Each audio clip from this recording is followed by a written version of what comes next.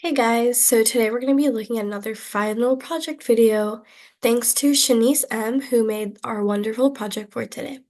So firstly, we're going to want to import turtle, which we see here. And next, we're going to look at some screen initialization.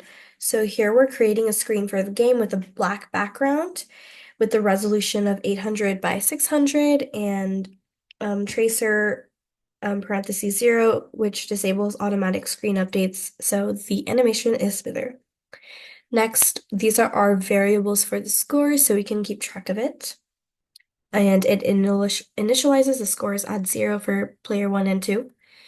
Next, we're gonna create the left and right paddle. So these paddles are going to be represented by the square shapes, the black squares that you can see in the corner over there.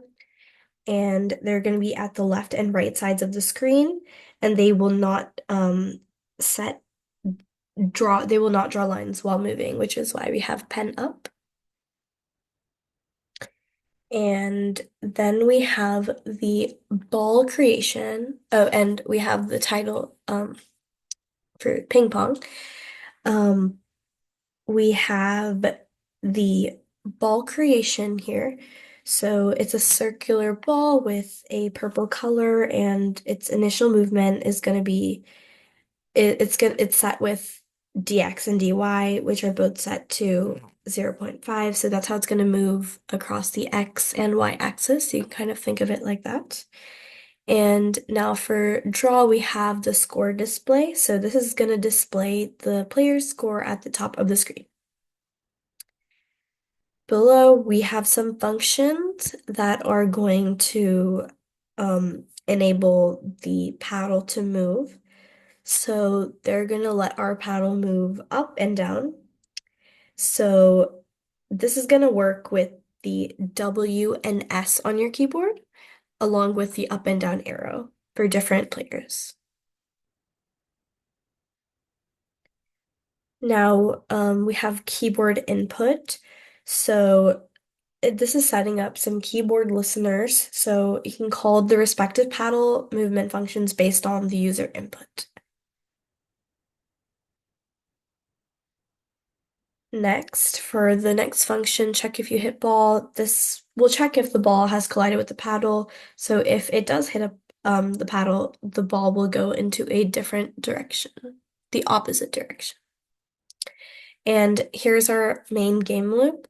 So this is a loop that's going to continuously update the game state. It's going to update the screen, check for collisions, move the ball across the X and Y axis, handle the bouncing off top and bottom edges, and also check for scoring and update the scoring.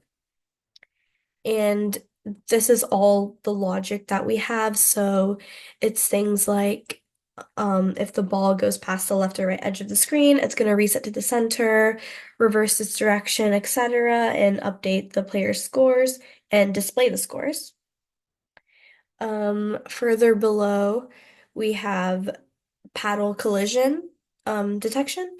So it's going to check if the ball is within the coordinates over here, and if of the paddles, and if it's within their y coordinates and x coordinates. So it'll allow for paddle collision detection.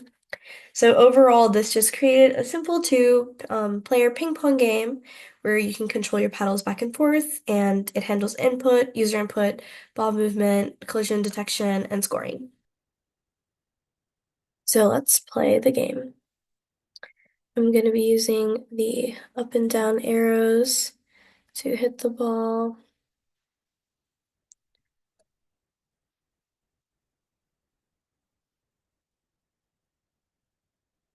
Just like move around the arrows, you can play around with it.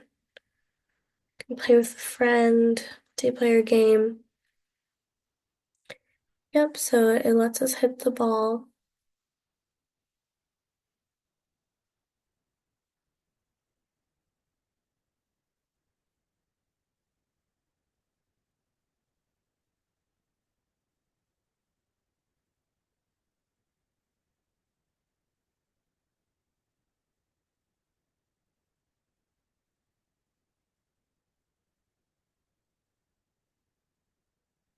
We see here that the game did reset when it went out of bounds, and it even gave a point to player A.